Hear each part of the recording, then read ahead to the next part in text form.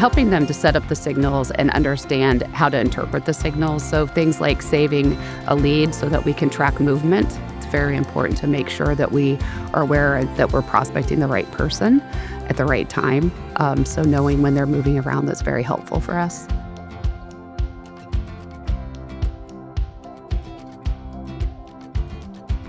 I would say if your team's working hard, but you're still missing quota, you don't have an effort problem, you have a vetting problem. Make sure that it's part of their process that they're vetting the prospects before they reach out. It's very important to make sure that you're reaching out for the right reasons to the right people, not just throwing darts at a dartboard. Fewer, better prospects will always outperform activity.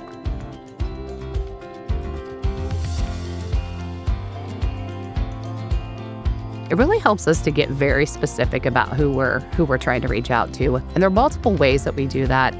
With my clients, I first start by understanding how they run their business, fit the technology to them, not the other way around. So by understanding what they're doing. So for example, if I have a client that they host events or a lot of their business is done around that, we can just really leverage a really simple technique by going to Sales Navigator search, putting in the postal code, and looking for people that meet that dynamic of the industry that you're looking for and the right decision maker.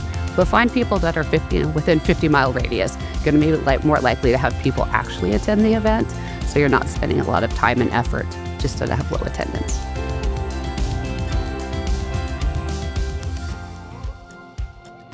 Starting with the searching, right? So again, dependent on the client and what their target market is, not just finding people in New York who are in construction and who are in the C-suite, but being able to layer on that the relationship metrics to be able to see, most importantly, this is where we get most of our wins is the team link intro. So understanding who do I know that can make an introduction, or who in my organization might be able to do that as well. And then also leaning on the spotlights. So it's about who, how, and when. And so understanding who the decision maker is, when is a good time to reach out. So we look at the spotlights of someone who's new to their role. In the last 30 days, they may be making change. That's where you should target first. Look at the individuals that have things in common with you. University, if you went to the same university, that's usually very helpful to open doors. Understanding what you have in common, and that helps you when you reach out. So it's a who, when, and how.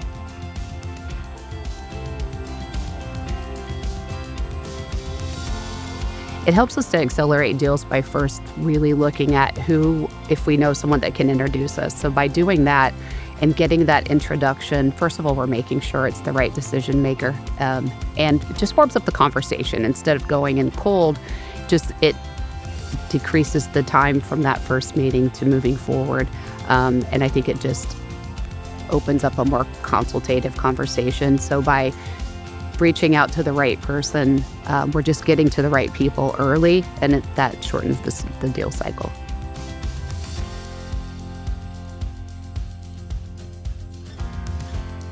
That's very, very helpful because having it all in one place, so that way when we're reaching out, we can see that, again, the team link, but those icebreakers. We use icebreakers all the time. It's very important to personalize, especially as AI is evolving. It's more important that we make sure to distinguish ourselves as a true human. And so the icebreakers are very helpful to do that because it just gives me very easy, but having them right there in those tools where we're sending the email, huge benefit. Do we know the same people? What do we have in common? And did they post something recently? If they posted something recently, read the article, make a comment about it, and do that in the first sentence when you're reaching out with the personalization. That'll make a significant increase in your reply rates. Understanding who you should reach out to and when is very key.